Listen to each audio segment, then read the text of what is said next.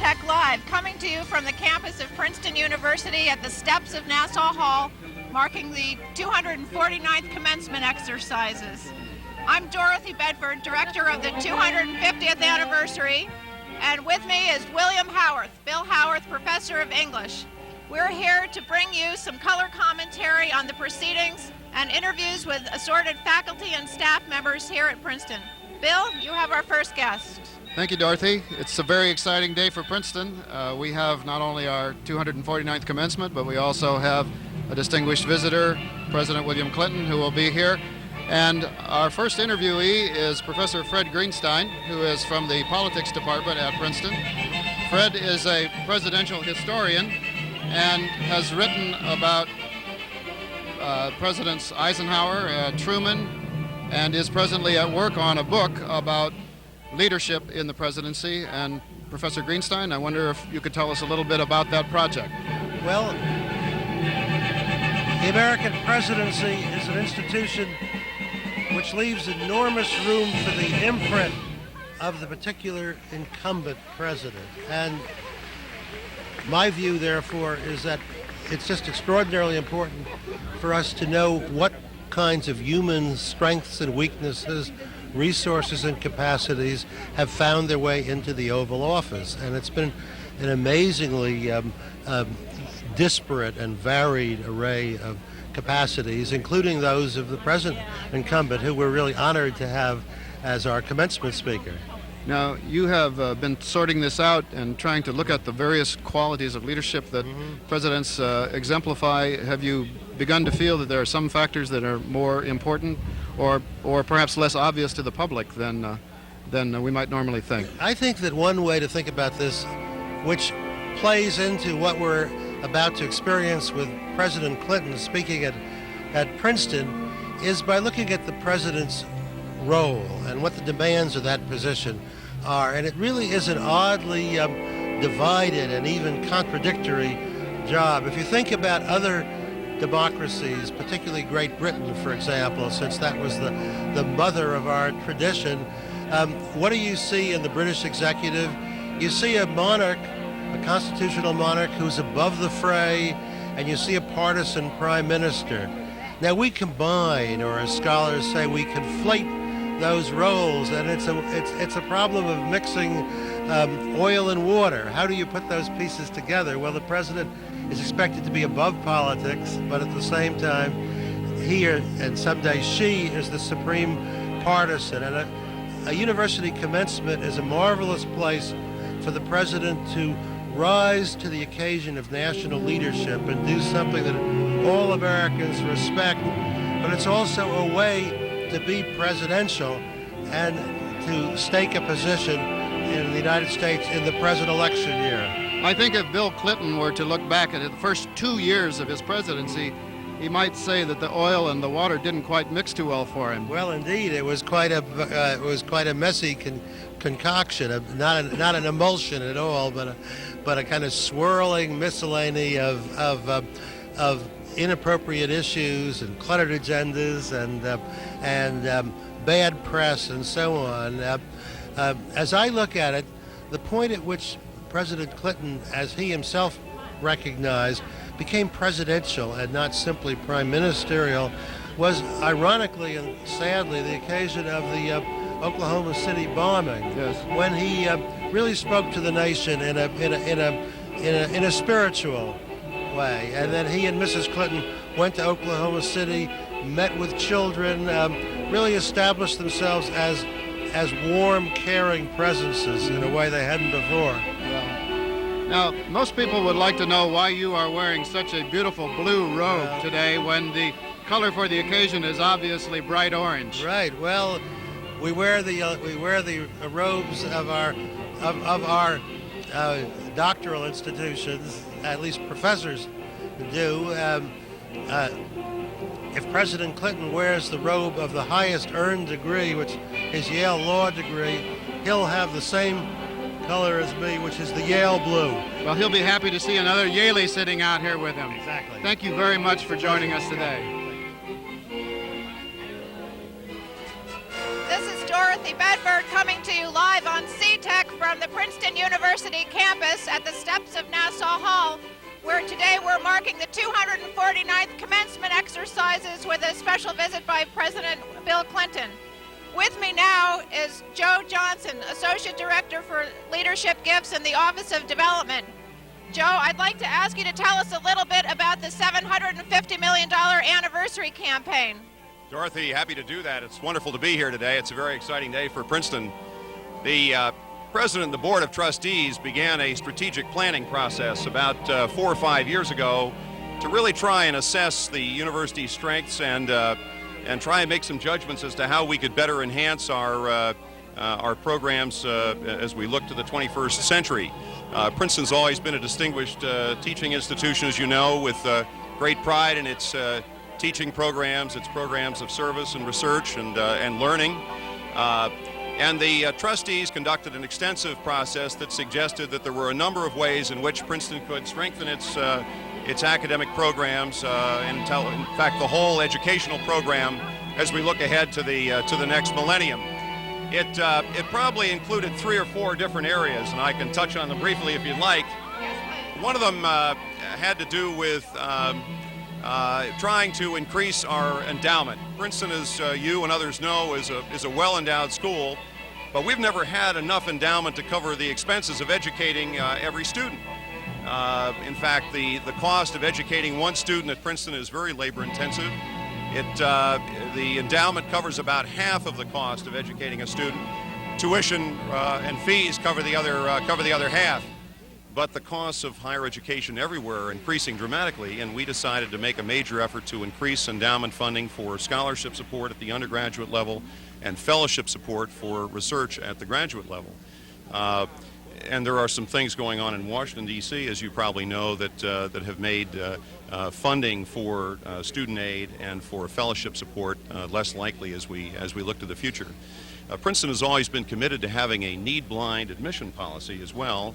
We like to try and admit to Princeton the people who are most capable of coming here and taking advantages of the excuse me, the many opportunities that Princeton has. And we're one of the few institutions that can continue to operate a completely need-blind admissions policy. That is to say that everyone who is found to be admissible can be offered the financial aid that they need. But there are more and more institutions in the country that are having difficulty following through on that commitment, and we're trying our best to try to generate some financial aid so that we can continue to do that. Okay. Joe, thank you very much. Now we have time to go to Bill Howarth, who has our next guest for us, coming to you live here from the Princeton University campus on the steps of Nassau Hall. Bill, who's your next guest? Dorothy, Alexander Nehemas is a director of the Humanities Council, or Council of Humanities at Princeton University, which is a very large umbrella organization. I think that's the metaphor that's usually used. That's right, it's exactly an umbrella organization indeed. Some 25 or 30 departments and programs? Well, we have about 21 programs and about 16 departments or so, Bill. It's a very large group with 2 main missions. One is to give a unified voice to the humanities, which are incredibly diverse, ranging from Greek and Latin to history, from German to music, from philosophy to Italian,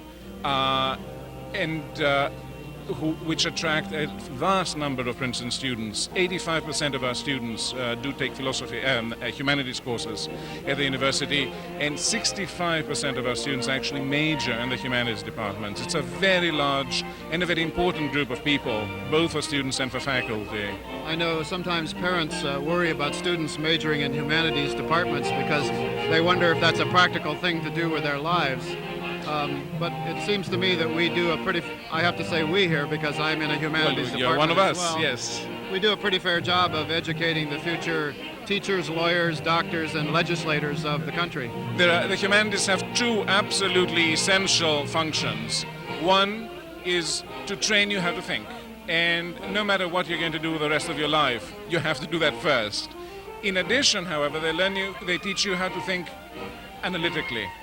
And analytical training, analytical thinking, the ability to take a problem, take it down to its elements and then put it back together again is exactly what you need to do if you're going to go in any of the high-powered disciplines and fields in the world today, from computers to law to anything that involves the ability to take a problem, see how it is put together and how the elements can be placed together in a different way so you can come up with a solution. The Humanities actually manages to do that, whether for its own end, as for people who intend to go on and teach or do research in the fields, or for people who want to go in the professions. It's either way.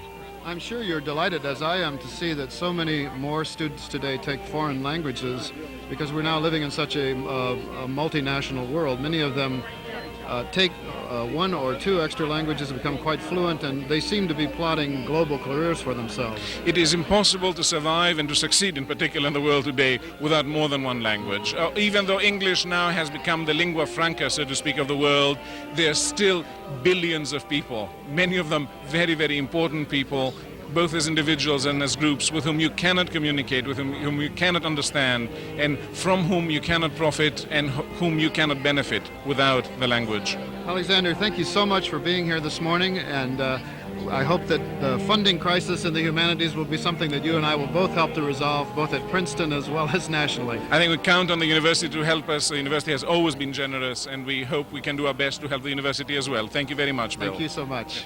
Dorothy, your next guest? Thanks, Bill. Here we are coming to you live from Princeton University at the steps of Nassau Hall, marking the 249th commencement at Princeton University. With me now is John T. Miller, an alumnus who's been actively engaged in historical research benefiting the anniversary planning for the 250th anniversary. John's here to talk to us a little bit about presidential visits of history. John, I believe your first subject is George Washington. Yes, that's right, Dorothy. Both George Washington and James Madison attended the commencement of 1783 when the Continental Congress was in session in Nassau Hall during that time. Of course, neither one was sitting president yet, but they would be Washington in 1789 and, of course, Madison as the fourth president.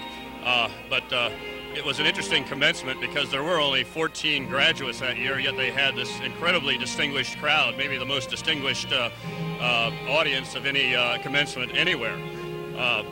And the valedictory speech that day was given by a member of the class of 1783, Ashbel Green, who sort of waxed so effusively in praise of George Washington that Washington was visibly embarrassed. And Green did go on to become Princeton's 8th president and perhaps one of its least successful presidents. Now, that was the occasion that led to the trustees having a portrait of Washington painted here at Princeton, isn't that right? Exactly so. Washington was very fond of Princeton, and while he was here, he gave a significant donation of 50 gold guineas to the college, and the trustees immediately voted to use that money to hire Charles Wilson Peale to paint this very famous painting that we have hanging in Nassau Hall. And isn't it true that George Washington was a Princeton parent as well? Yes, he enrolled his son as his adopted son, whose name was George Washington Parke Custis, as a member of the class of 1799. This was when Washington was our first president. Unfortunately, Custis, George Jr., was not exactly a stellar student because he was dismissed after 2 years for meanness, indolence, and irregularity. All right. John, we'll be back to you later, but now I need to turn back to our next guest. Bill, are we ready with our next guest here Yes. on the steps of Nassau Hall? Thank you, Dorothy.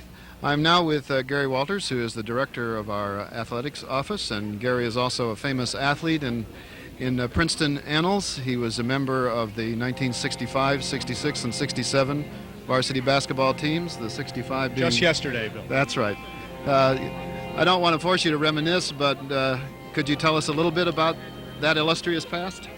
Well, it was a wonderful time to be at Princeton. I had the wonderful opportunity to play with in the 1965 team with Senator Bradley, and we ended up going to the Final Four in Portland, and those are memories that I'll cherish for the rest of my life. And of course, also was able to play in a 1967 team, which was a post-Bradley team that went 25-3, Bill. We ended up ranked as high as second or third in the country, finished 5th and 6th in the polls, and it's a wonderful team with some wonderful players, Chris Tomford, Eddie Hummer, wonderful people who have gone on to do wonderful things in the nation's service.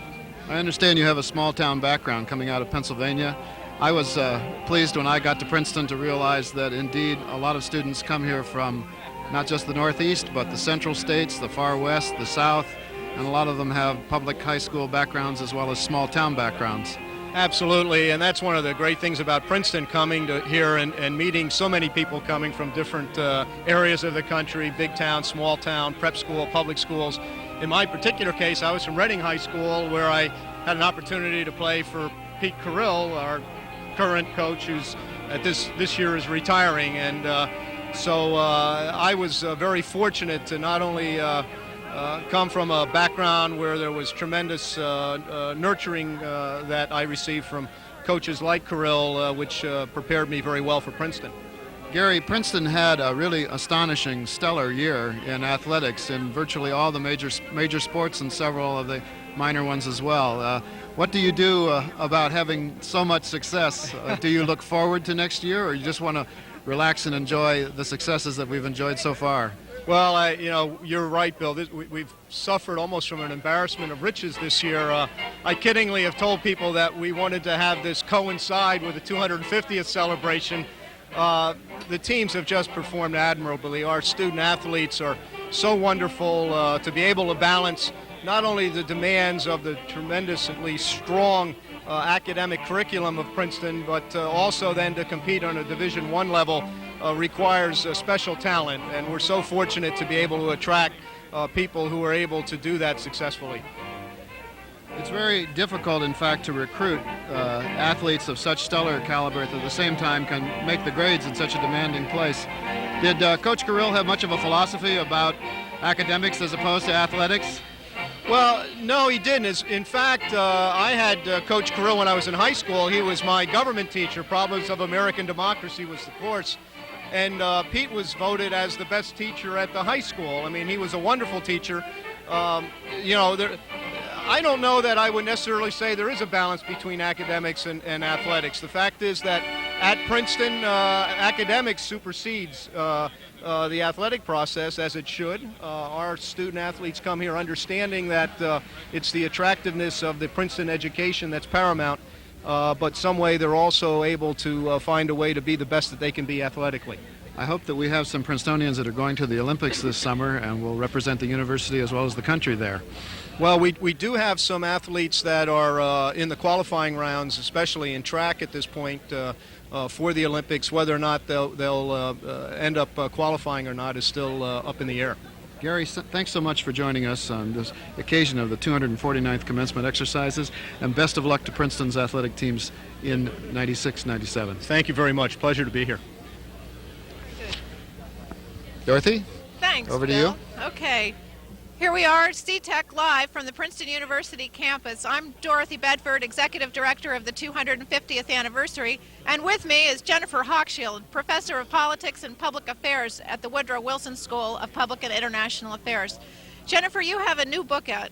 Would you like to tell us something about that? I'd be delighted to. It's called Facing Up to the American Dream, Race, Class, and the Soul of the Nation. The marketing people got involved with the title. It's about changing beliefs in the ideology of the American dream held by wealthy and poor African Americans. And the short version of the story is that over the last 30 years, as about a third of the black population have moved into the middle class, been extremely successful, they have lost faith in the American dream, not in the belief in the ideology, but in the practice and the possibility of its practice. The worst off third of blacks have gotten much worse off in a lot of ways, but they have not lost faith. So that actually poor blacks believe in the American dream more than do rich blacks at this point. That's a very dangerous situation for our country, not only for the black population, but for the nation as a whole, because if people lose faith in the American dream, they don't have much to substitute for it. So the book tries to analyze why that's happened and what we might do about it. Very good. Jennifer, here at Princeton, we pride ourselves on both teaching and scholarship among the faculty. Could you tell us a little bit about what that means to you personally? Well, it means a lot of different things. At a day-to-day level, it means that if I'm doing one, I can't do the other, and we all have those kind of time conflicts. But more importantly, I teach both in the politics department and in the Woodrow Wilson School. So I have very different kinds of students who really push me to answer different kinds of questions, both in teaching and in my research. Politics students, especially graduate but sometimes undergraduate students, want to know why something happened, what the underlying roots are, how do we explain it, how do we measure it. Woodrow Wilson School students don't much care about that as much as they care about, so what? What are we going to do to fix this problem? And the effect of that is not only different kinds of teaching, but very, very different kinds of questions to be asked in my own research. And it makes it, I think, a much more interesting, although much more complicated and difficult, set of research questions, because I feel like I have to answer both why and now what do we do to fix it. Right. Now, here at Princeton, you mentioned student independent work. Both our juniors and seniors engage in independent work under the direct supervision of the faculty. The Wilson School has special independent work. Would you like to tell us more about that? I'd love to, because it's a fabulous kind of teaching. A group of 15 juniors who have just recently concentrated in the Woodrow Wilson School gather to talk about a particular topic in conjunction with one faculty member and 2 or 3 seniors. The topic I taught last fall was multiculturalism in education. Each student does independent research on some aspect of multiculturalism, ranging from how to deal with immigrant children in Head Start programs through curriculum changes in universities. Everybody reads everybody else's paper, they make specific recommendations, and the class comes together as a whole to vote on particular recommendations in a final report, which they then send to a client. In this case, we sent it to the Commissioner of Education for the state of New Jersey. So most of these policy conferences that they called have a real-world problem, a real-world client. The students do a tremendous amount of work, both individually and as a group, and they really get into it. It's a wonderful way of teaching, and they learn a tremendous amount. Jennifer Hochschild, thank you very much for being with us this morning. You're very welcome. This is a great occasion. Okay, Bill, are you ready? Over to you. Yes, thank you, Dorothy. With me now is Ruth Wilson, who is the Associate Director of the Office of Teacher Preparation and Placement. I think a lot of people may not realize that Princeton trains secondary teachers, high school teachers. And elementary. And elementary teachers And as elementary well. teachers as well, yes. This program has been in existence how long? Since 1969, when we graduated our first graduate. And I believe, Ruth, you've been associated with the program almost through its history. Since 1972. You get to know the students fairly well that pass through the program? My job is a wonderful one because not only is it administrative, but I work very closely with each undergraduate who is becoming a teacher, which means I observe them every week while they are teaching in the schools in this area. Well, these students are both taking courses at Princeton but also teaching on the outside in the area. Right. Sounds like a very heavy load for them to have to carry. Some find it very difficult, and the university now allows them an extra semester at Princeton in order to complete the program. Not every student takes advantage of that, but many do. Another distinguished feature of our commencement exercises, Ruth, is the fact that we honor distinguished secondary teachers in New Jersey, and four will be recognized today. That's Is right. your office involved with the selection process for that? We are very heavily involved. We send out the initial letters to all public, private, and parochial schools in New Jersey. And those schools nominate if they wish. We receive between 60 and 80 nominations every year. The whole affair goes back to an anonymous donation, I believe in the 50s. It's Princeton's way of recognizing their dependence on the secondary schools, not only in New Jersey, but nationwide. But it's also a way of our recognizing that these teachers are our colleagues. So many of the students who come here tell me that they owe their place in Princeton to a very good high school teacher who believed in them and helped them. And I think we all believe and agree that they do some of the most important work in the world. Are there some other programs, summer programs, that the office helps to be involved with in teaching secondary? Yes, we have a program where we invite elementary school teachers to campus in the summers to work with the university scientists bone up their science skills, and we invite secondary teachers of social studies and history to campus to work with members of the history department. Sounds like wonderful work. I hope it's going on for another 25 years. I hope so, Thank too. you so much, Ruth, for joining us today. Okay, Dorothy? Right, thanks, Bill. This is C-TEC coming to you live from the Princeton University campus at the steps of historic Nassau Hall, marking the 249th commencement exercises here. I have J.T. Miller with us again to talk a little bit more about historic presidential visits. J.T., what do you have to say? Well, the first sitting president ever to attend a Princeton commencement was Ulysses S. Grant, who came in 1871 and also in 1875. Oddly, Grant at the time was the most famous person in the world by a large degree, and he was offered an honorary degree at neither commencement. The first president who actually did receive an honorary degree at a Princeton commencement was Chester Allen Arthur in 1884.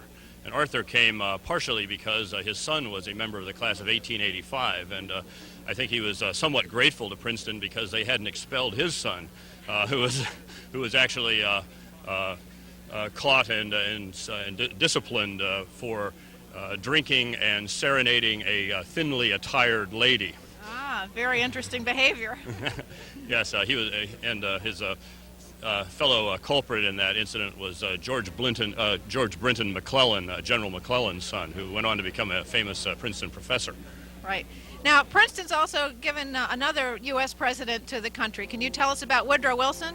Yes, of course. Woodrow Wilson was a member of the class of 1879, a longtime professor at Princeton, and at the sesquicentennial in 1896, he gave the very famous Princeton and the Nation's Service address, which laid down the goals and the courses for the future for not only Princeton, but I think for higher education in America to a large degree.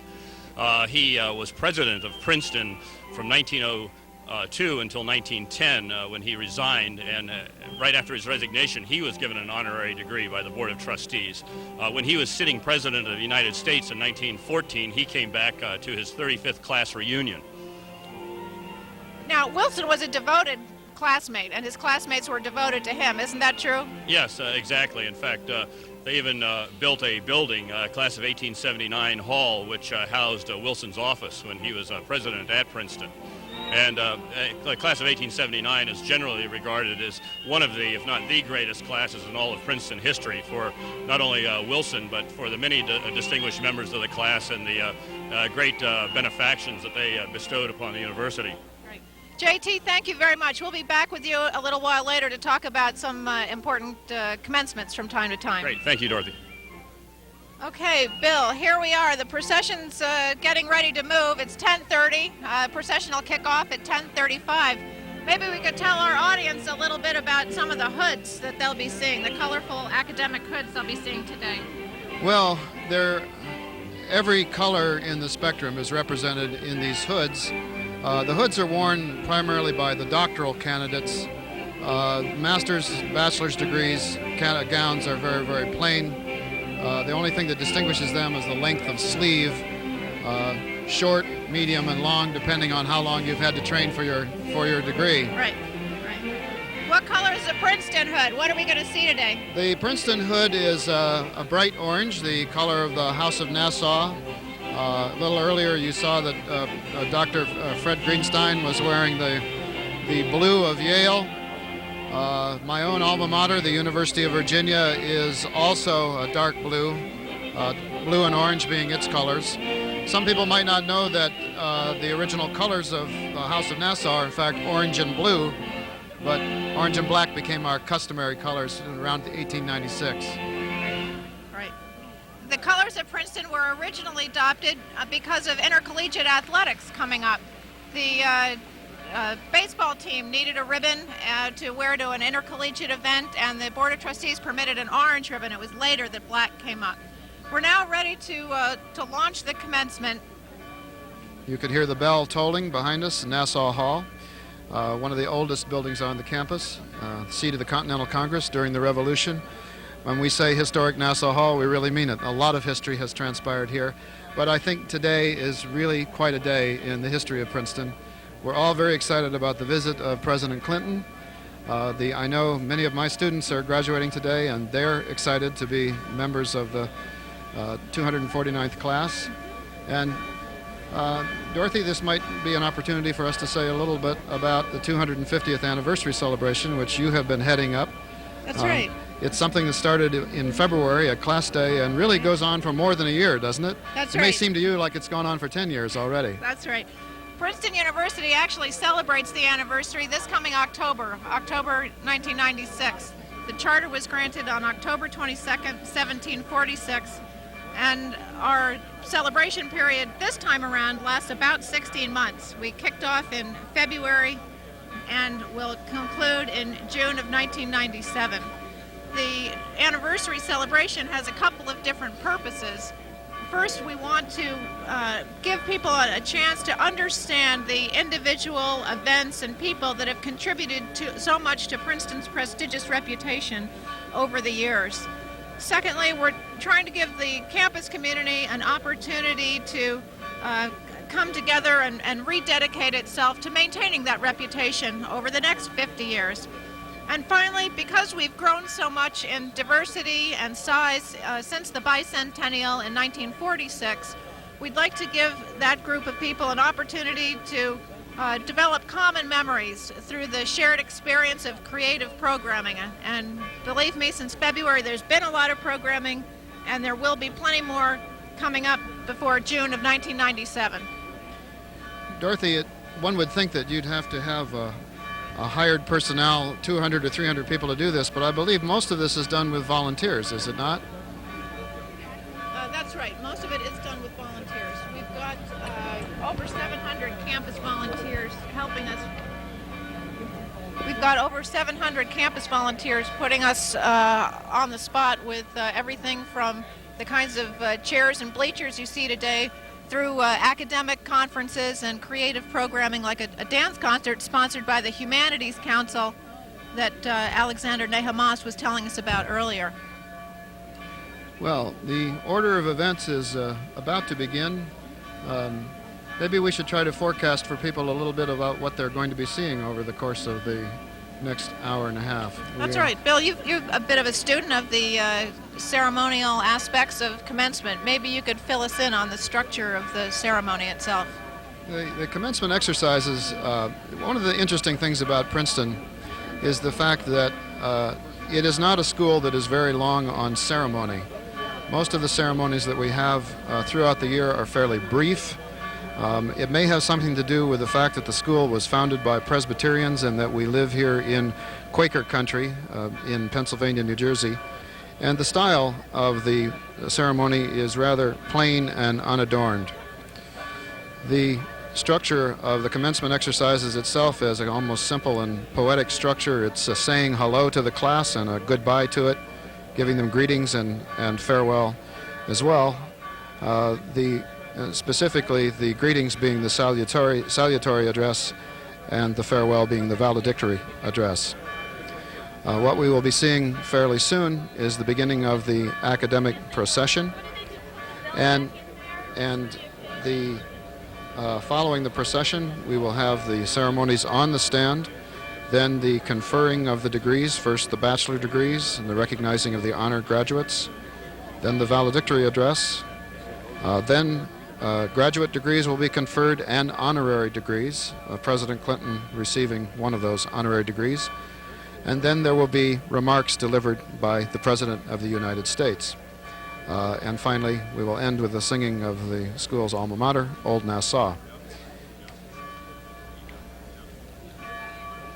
Here we are coming to you live from the front campus of Princeton University at the steps of Nassau Hall, marking the 249th commencement exercises of the university.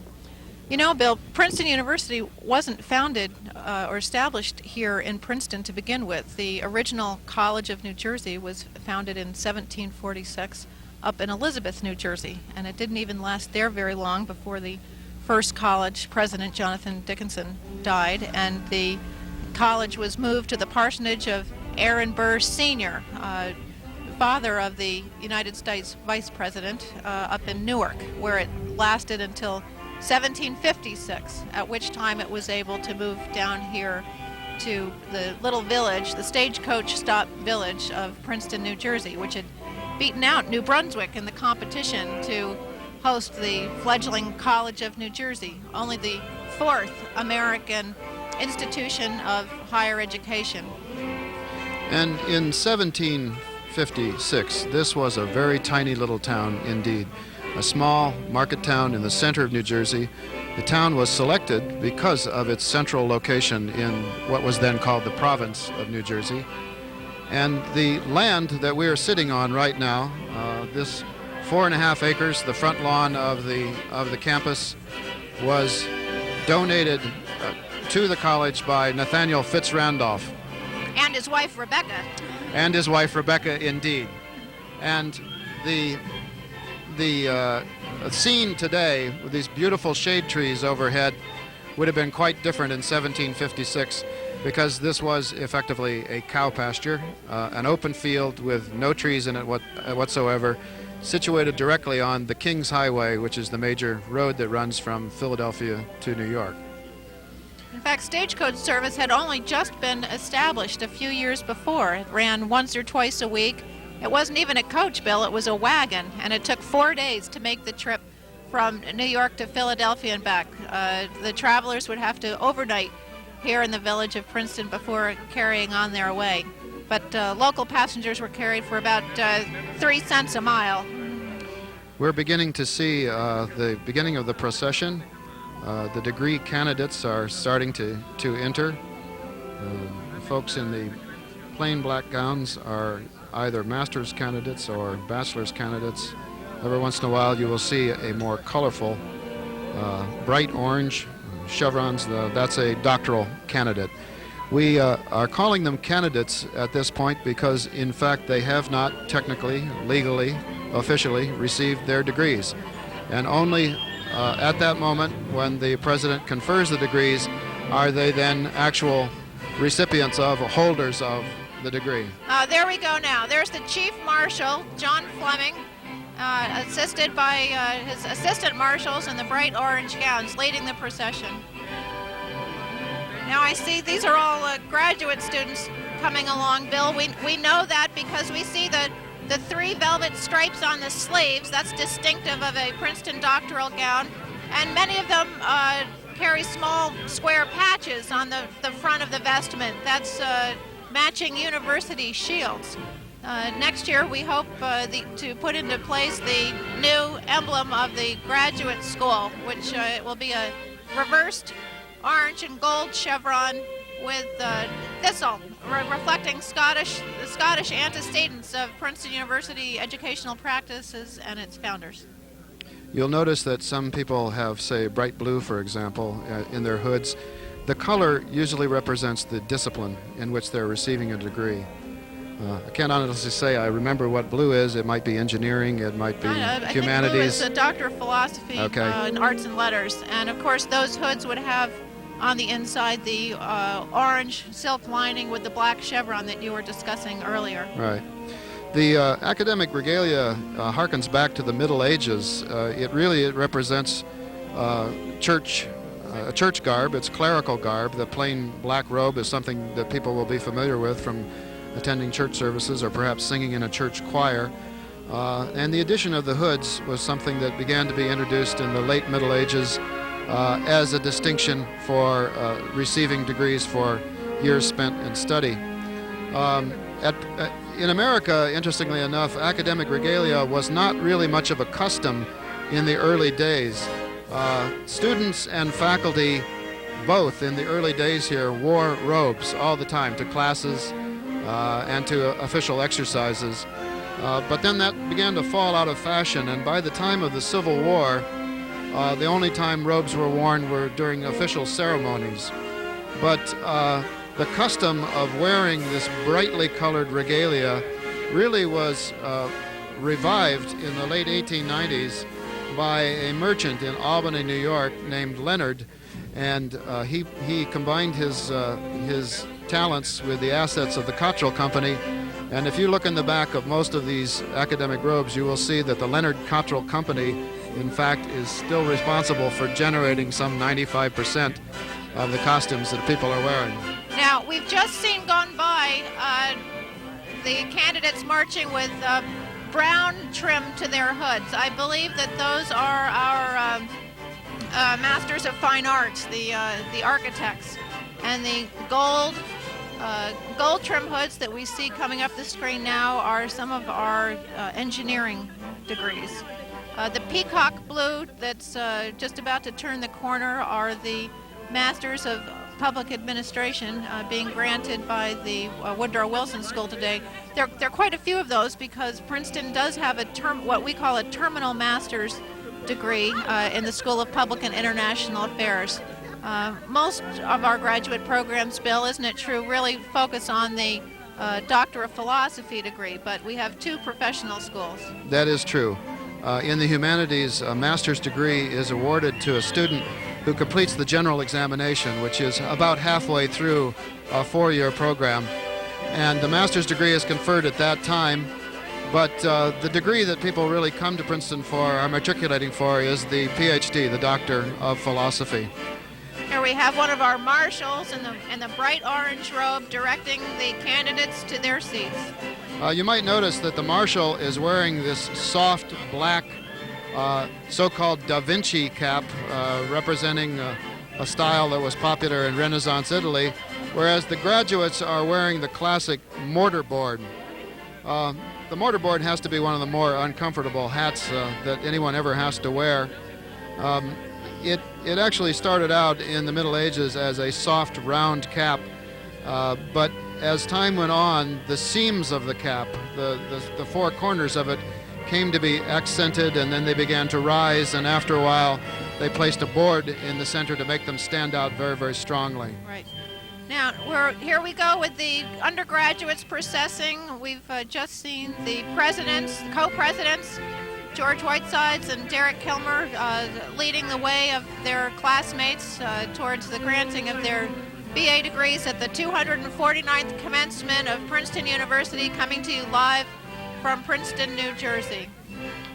Lots of proud parents, family, watching expectantly. These are people who have waited a number of years to see these young people graduate, and it is an exciting and thrilling day for a family to see a child finally receive a degree. That's right. Isn't it true that commencement's really for the parents, Bill, more than the students? It may Most well. of these students have been up half the night at their senior prom. They were up pretty late at their senior prom, and I think that a lot of people were up late praying for the sunshine that finally emerged today. We've had a couple of days of heavy rain. The ground's a little soggy here, but the skies are bright and clear, and spirits are certainly very high. That's right. Well, here at Princeton, our Latin motto is Dei sub numine viget. It really means under the power of God it flourishes, but sometimes we translated it as God went to Princeton. And I think a lot of the women students at Princeton prefer the translation, may she ever flourish. There is an emphasis on the feminine pronoun in many translations. That's true. That's true. Here we are, many seniors, 1,000 and some, 1,100 and some seniors marching towards the granting of their BA degrees. Now, Bill, you are a professor of English and have supervised a number of senior independent projects, the senior thesis, which everyone must complete in order to receive the degree. Can you tell us about some of your more interesting senior thesis projects this year? Well, every undergraduate at Princeton is potentially a candidate for honors. As juniors, they write junior papers. As seniors, senior theses. These are long compositions, and they are important parts of the work that the students do at Princeton. Many students remember their senior thesis as absolutely the center of their undergraduate experience. This year I was fortunate to supervise 2 young women in the English department, Mary Kate Smiley and Julie Laudenslager, both of whom took interesting and original projects. Mary Kate Smiley wrote a senior thesis on a now little-known American woman writer and painter, Mary Halleck Foote, who was quite well known in the late 19th century. It was a popular illustrator and wrote some 20 books. Mary Kate discovered that this woman, who was a very gifted artist and writer, was almost completely forgotten. And Mary Kate started working on that project early in the fall. She got some grant money from the university, from the dean of the college office, to go out to California and study the archives of this writer.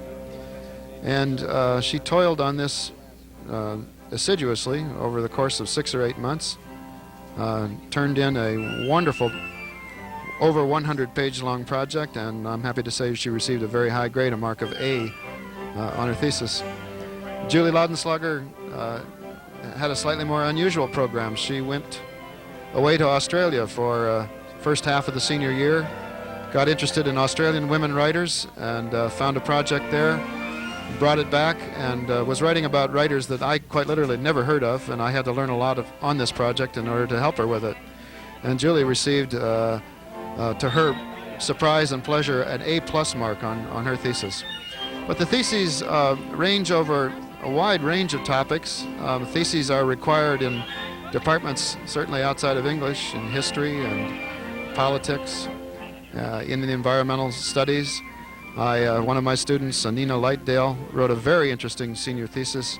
She's in the Department of Ecology and Evolutionary Biology. She made a study of the plants in Central Park, New York City, and the way they had changed drastically in the some 100 years since that park was laid out by Frederick Law Olmsted. So it's exciting to work with these people. They find original topics. They do a lot of hard work. They push themselves and extend themselves in ways I think they probably never quite thought was possible. And most of them go away very proud and happy with what they produced.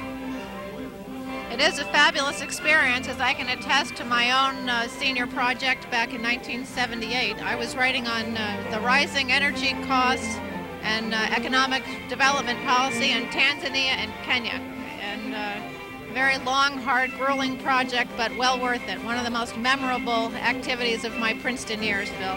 Do you remember a lot of late nights working on that topic? Oh, late nights and many days suffering through the research and the writing. But the best part, of course, is the relationship that you develop with your advisor and the camaraderie that grows among the seniors as they encourage, coax, push each other through the projects, helping each other. Well, here we are watching 1,107 undergraduates marching towards their undergraduate AB degrees. We're live here from Princeton University in Princeton, New Jersey, on the front campus at Princeton at the steps of historic Nassau Hall. The banner that you see hanging from the facade of Nassau Hall is sometimes known here as the Bicentennial Banner. It reflects the shield of the university, the familiar orange and black. The open book at the upper part of the shield is representing the Bible, both the Old and the New Testament, and the orange scroll-like ribbon underneath gives us the motto, Dei Sub Numine Viget, that I mentioned earlier. Bill? Sorry, Dorothy. Nassau Hall, this building we keep referring to as historic, is of course named for William III, the Prince of Orange in Nassau and King of England from 1689 to 1702. William's reign is remembered as one that promoted religious tolerance and an acceptance of diversity among people. When the college was created in 1756, the entire College of New Jersey consisted of just Nassau Hall. The upper stories of the building were the dormitories for the students, and the lower floors were for teaching rooms and for administrative purposes. The building is made out of a beautiful golden sandstone. Right, the Stockton sandstone. Stockton sandstone, here from New Jersey. And, that's right. And the building has seen, sort of had an extraordinary history on its own. It has suffered from terrible fires. That's right, two major fires. Two major fires, one that almost totally destroyed it in 1855. It's been rebuilt and remodeled a number of times. Towers erected on either side and then taken away. That lovely campanile at the top, which is on the part of the 250th anniversary logo and is a kind of symbol of Princeton with the clock and the bell tower up there. That was added at a later time. So when you see early pictures of Nassau Hall, it often doesn't resemble its present-day configuration. That's right. John Notman was the architect of that 1855 renovation. He favored the Florentine style and added the flourishes. Above the banner, we can see a beautiful arched clear-story window that reflects the Italian touch. The towers, side towers that were later removed, and the enlarged campanile that you mentioned. You can also see the ivy that is growing up the sides of Nassau Hall. That ivy is often donated by classes, I believe. That's true. In fact, it was just this year that the class of 1985 got around to planting its own ivy plant. You can see carefully pruned places where classes have marked their ivy stones, commemorating the planting of their ivy. This is, of course, what justifies including Princeton in the Ivy League. The Ivy League is a term that's was an informal designation for. There we go. There we go. There's an ivy stone right there. Class of 1933 Ivy. They'll be coming up on their 60th reunion soon in 1998, Bill, and they'll probably be several dozen classmates, I would imagine, would be still around from the class of 1933. You probably noticed that actually there's a minimum of ivy on the buildings today because, in fact, ivy is, as anybody knows who grows it in gardens, a very tenacious plant, and it tends to adhere itself very strongly to the mortar in the stone, and during the freezing thawing process of a normal year starts to pluck the mortar out, and Nassau Hall has had to go through several extensive repointings over the last couple of years. So in fact, classes have begun to donate and make other kinds of donations. The Fitz-Randolph Gate in the front of the campus, the class of 1970, instead of planting ivy, asked the university to instead open that gate and keep it permanently open to the community as a symbol of its desire to create outreach. That's right. Now, picking up on the subject of outreach, Bill, Princeton University has a very active service outreach program with its students, staff, and faculty. We send almost 1,000 students every week off the campus to work in local communities here in Princeton and Trenton, other communities on projects such as school mentoring, senior service projects, prison outreach. I can probably think of others. But I'm very pleased to say that the director of much of that activity is a young woman named Eleanor Harrison, who's class of 92. Eleanor was in a course of mine several years ago when she was an undergraduate, and Eleanor has dynamically organized the Student Volunteer Council, which, as Dorothy said, takes nearly 1,000 of our students, I believe, and involves them with outreach projects in communities lying all about Princeton, working with disadvantaged students, with children from who are at risk, from families that have broken up or have problems. There's just an enormous amount of activity of that sort, and I'm delighted that Princeton students make it an important part of their extracurricular educations. These students develop very meaningful relationships with the people they serve. I'm sure that here in the audience today we have a number of the little brothers and little sisters of the big brothers and big sisters who are graduating here today. We're also looking forward to a Habitat for Humanity house here in Princeton. Students next year, having been aided by one of the alumni classes, will be undertaking a habitat renovation here. And I know even our own Princeton Rescue Squad is sorry to see every commencement because they lose talented seniors who have been helping as emergency medical technicians.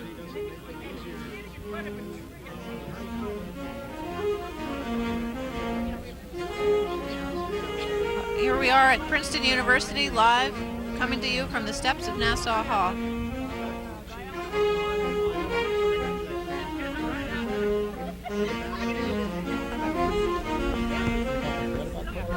Bill, I think it's time to start talking about President Clinton. We do have a presidential scholar here, Fred Greenstein, you interviewed earlier. If he's ready to join us, then let's go. Yes, I'm speaking with Professor Fred Greenstein from our Department of Politics, who is a presidential historian, and who, in fact, has been an observer of presidencies for, I would suspect, most, if not all, of his life. Do you remember the first president that you voted for? You don't have to tell us who you voted for. Well, I actually voted for Adlai Stevenson in 1952. Adlai Stevenson from my home state of Illinois, and also From your a hometown Princeton graduate. Exactly. Can you tell us a little more about what you think about the Clinton presidency, about how it's been going? We talked earlier about the difficulties he had in the first 2 years, and then you felt that there was a kind of pivot point occurring with the terrible tragedy that occurred in Oklahoma City. Well, I think looking more generally at your question, I think Bill Clinton is a fascinating chunk of leadership abilities. They are prodigious, but put together in ways that sometimes serve him and the country very well, and sometimes don't seem to work out quite as well. It seems to me that he has three important characteristics. One that I think no other president has been quite like is his enormous interest in and mastery of domestic policy, which is something that will come out in the proposal that he's going to give at today's commencement. Another, and the second quality, is his incredible verbal intelligence. He's like a giant word processor who can spin out different versions of positions of one kind or another. Enormously articulate. I once calculated that a sentence of his had over 400 words, but nevertheless parsed grammatically. But he's also very, very political, so it's those pieces that lead him sometimes to just be seeming to be opportunistic, and other times just to really say the right thing at the right time in the right place. In fact, it may be that he has learned something about style, about public style, because it seems to me that he has learned to speak in more measured tones, to speak more briefly, and to focus what he wants to say. So it's not quite as prolix as it was in the early days. Right. Fewer 400-word sentences and more pungent statements that really take a position and that seem to stand for something and don't seem slick, and to use the phrase that's sometimes been used against him. He's got a terrific learning curve. But he does seem to need to learn from experience. And in Arkansas, he made a complete hash of his first term as governor and was defeated. But then when he ran again, he had 5 very successful terms, which were much more focused. We might turn away from Clinton here for a moment and think about some earlier presidents that you're very familiar with. Sure. That style of brevity is something that indeed might be a hallmark of Eisenhower and Truman both. The ability to speak crisply and pungently, perhaps as a general. Eisenhower actually learned some ability to speak in a crisp and clear manner. I remember once seeing Eisenhower speak when I was a child at Springfield, Illinois. Right. And he had a small index card in his hand with 7 points written on it, and he talked for 25 minutes from that simple outline. That's very interesting. Do you know him to have been someone who could speak extemporaneously fairly easily? Well, Eisenhower was he was very very measured and very his language was very much directed toward the purposes he was trying to serve. He had been an aide to one of the great histrionic public performers of American history, General Douglas MacArthur, throughout the 1930s. And he sometimes, so he knew how to give high oratory, and he also was good at the extemporaneous, but he could hem and haw and cover up in press conferences when he thought that served his purposes as well. Okay, thank you, Dr. Greenstein. We will come back to you a little later and talk some more about presidential visitors. Okay, Dorothy? Bill, we have had a slight change in the processional, or we have the next sequence in the processional order. I'm beginning to see members of the faculty emerge, who you will probably see the most glorious and various robes on these faculty members, since of course they have all matriculated at wildly different universities. That's William Baumel there in that little soft top hat from the Department of Economics. I see. Now There's Peter Kemeny from the Department of Economics in light blue. I suspect that's Columbia University robes. He's right. the man with the goatee. That's right. A Harvard robe would be all red, wouldn't it, Bill? Yes, it would be that bright crimson bright crimson red. Dean Nancy Malkiel, who will be assisting in the granting of the undergraduate degrees, will be wearing a crimson robe later today. Another very small and somewhat subtle point is that people who already hold the PhD, their tassels are over on their left-hand side, whereas the candidates for the degrees who are marching in will have their tassels in another corner. That is, if they have followed instructions. And Right. when the degree is conferred, they will be allowed to shift the tassel to the graduate side as a symbol of having received the degree. Yeah, Bill, I have Joe Johnson here ready to talk to us a little bit about the alumni activities, since these students are about to enter Princeton alumni land, a notorious group. Joe, can you tell us a little bit about what it means to be a Princeton alumnus or alumna? Well, Dorothy, it's a very powerful experience. We've just had a wonderful reunion weekend. As you know, we had 15,000 of our alumni and their family members here on campus for 3 full days. Wonderful program of lectures and discussions and symposia and parties, and just a wonderful chance for people to come back to Princeton and catch up with their friends. We have about 65,000 alumni right now worldwide, and so we get a very substantial portion of that alumni body back from all over the country. And of course, our alumni are involved in so many ways for the university, very active in their class organizations. We have about 150 alumni clubs worldwide. They're active in as student recruiters for the admission office, helping to find some of the very ablest kids all over the world. Very active in special interest organizations. As someone said over the weekend very humorously, you can run, but it's hard to hide from Princeton. So we're delighted to have great strength in our alumni population and to have so many of them feel so strongly about this institution. Thanks, Joe. Thanks, Joe. Can you tell us a little bit about the famous reunion costumes that Princeton people wear when they come back?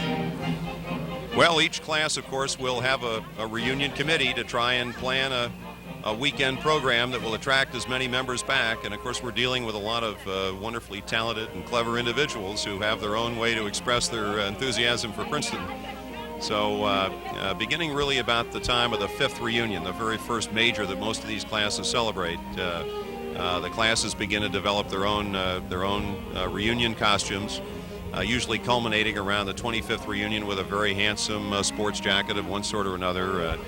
They get better looking as the years go by, but you certainly see a range of a reunion regalia during the P-Raid on Saturday afternoons. It's wonderful to see. Wow, it's almost like a tribal bonding rite, isn't it, Joe? Certainly is. I don't know. Thank you very much for joining us again. Bill, here we are at Princeton University, live with the 249th commencement exercises. C-TEC cable bringing you the commencement exercises this year with the occasion of the visit of President William Jefferson Clinton, coming to the commencement exercises to carry on the tradition of U.S. presidential visits during Princeton University anniversaries. President Clinton will not only be addressing the audience, making remarks to the audience, but he will also be receiving an honorary degree. But he is not the only honorary degree recipient today. I believe there are 6 or 7 other honorary degree recipients. The honorary degrees, Princeton is a little distinguished, I think, Dorothy, in that it's one of the universities that insists that if you're going to get a degree, you have to show up and be present in order to receive it. There's always a little bit of suspense about whether or not some of these folks are going to get here. I believe it might have been a little before your time here at Princeton, but there was one year when Bob Dylan, the famous rock musician, was going to receive an honorary degree, and there was some uncertainty about whether or not he was going to show. There you see the campanile of Nassau Hall and the clock. And that time, 11:05, means that we're coming close to the end of the procession. There's so many people with us here today that the procession generally takes a little over a half an hour to get everybody in and seated. You see the bunting strung festively across the front campus, the historic front campus here at Princeton University. You can see the masses of people here. We don't usually have this many people here for a commencement, do we, Dorothy? It's more like 6,000 to 7,000, but I think this year we have something like 10 or 12,000 people that have That's been right. jammed in here. They've upped the capacity of the campus by squeezing bleachers and seats into every possible corner. They even considered tree houses, I think, for a while. Attendance should top out around 10,500, up from a typical 8,000 to 9,000 attendance. I know usually the doctors of philosophy are the most absentees, most often absent at their own graduation ceremony, but this year it seems that everybody that was granted a PhDs are granted at Princeton from October right through June. So often those people that get the early degrees don't show up, but this year we seem to have an unusually high number of them that wanted to be here, and of course I suspect the reason is the presence of the President of the United States. An extra special commencement for an extra special anniversary, the 250th anniversary of Princeton University in 1996. This will be the third time that a sitting American president has attended commencement services at Princeton and has addressed the crowd. In 1896, the 150th anniversary, Grover Cleveland, who later became a resident of Princeton and a trustee. And a trustee, and for whom a street, Cleveland Avenue, is named. I believe Grover Cleveland is also buried here in the Princeton Borough Cemetery. That's true. The Princeton Cemetery contains both the university's president plot, but also the graves of many, many other distinguished Americans, poets, composers, writers of all sorts, soldiers are buried in Princeton Cemetery. And Grover Cleveland's monument is, in fact, a very simple one. It does not even refer to his presidency of the United States. He became a loyal member of the university community as service with the trustees, and eventually, upon his death in 1897, the Cleveland Memorial Tower of the graduate school was erected about 1913 as his public tribute. There were thousands of contributions to make that monument possible. And then in 1946, just some 50 years ago, President Harry Truman came here and addressed the 200th anniversary celebration of Princeton. And I am again talking with Professor Fred Greenstein from Princeton's Department of Politics, who is a presidential historian and biographer. And Dr. Greenstein, we were talking earlier about Harry Truman and the occasion of his visit here in 1946. It was a pretty difficult time for him in his presidency, wasn't he? He was only 2 years into office. Well, the phrase they sometimes used in the first 2 years of the Truman presidency was "to err was Truman." And another one was, "this wouldn't happen if the president was alive." So there was, actually, he started off for about a half year with a great halo effect and was coasting through VE Day and VJ Day and the wind down of World War II. And while it may seem strange today, Hiroshima was a kind of grand climax to it all and was perceived as a blow for liberty at that point. But this was 45, and as things went into 1946, Truman just began losing his message. He didn't have a clear focus. It wasn't clear whether he was a domestic conservative or whether he would proceed along the lines of the New Deal. The things were ratcheting up in terms of tension with our former ally, the Soviet Union, and he seemed to blow hot and cold on those issues. And Truman's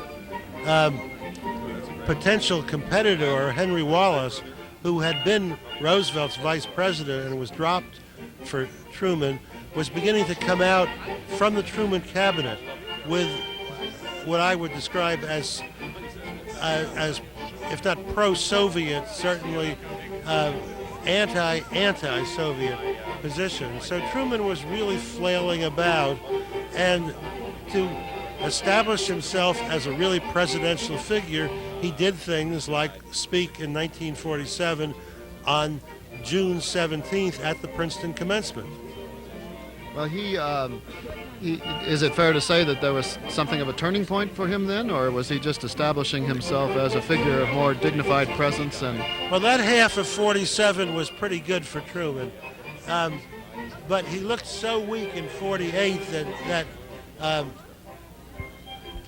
The day after Election Day, Life magazine came out with a picture spread on someone they described as President Tom Dewey. So, of course, 48 was the big turnaround, and it was at that point that Truman really established himself as a fighting campaigner and a fair dealer, and really rallied in the same kind of bully pulpit role that we'll be seeing today. Great.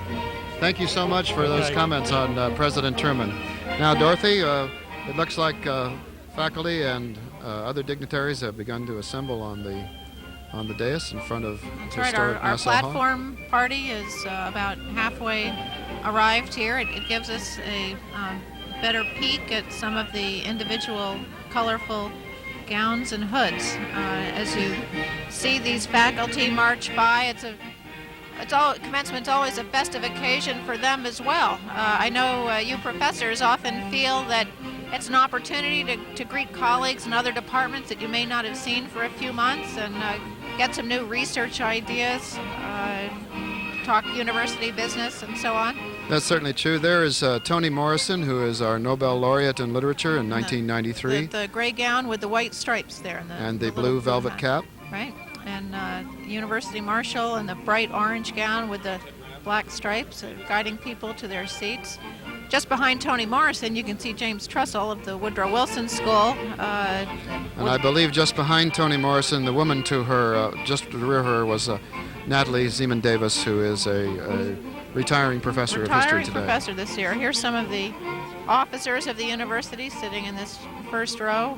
We can see Vice President Dick Spees, Van Zant Williams. The gentleman in the orange robe of the Marshal that is speaking to Toni Morrison right now is Arnold Rampersad, who is professor of English and African American Studies. He is the director of the African American Studies program, a program that's been in existence at Princeton since 1968. And a very distinguished one at that. Very distinguished with a number of world-class faculty who, like Toni Morrison and Arnold Rampersad.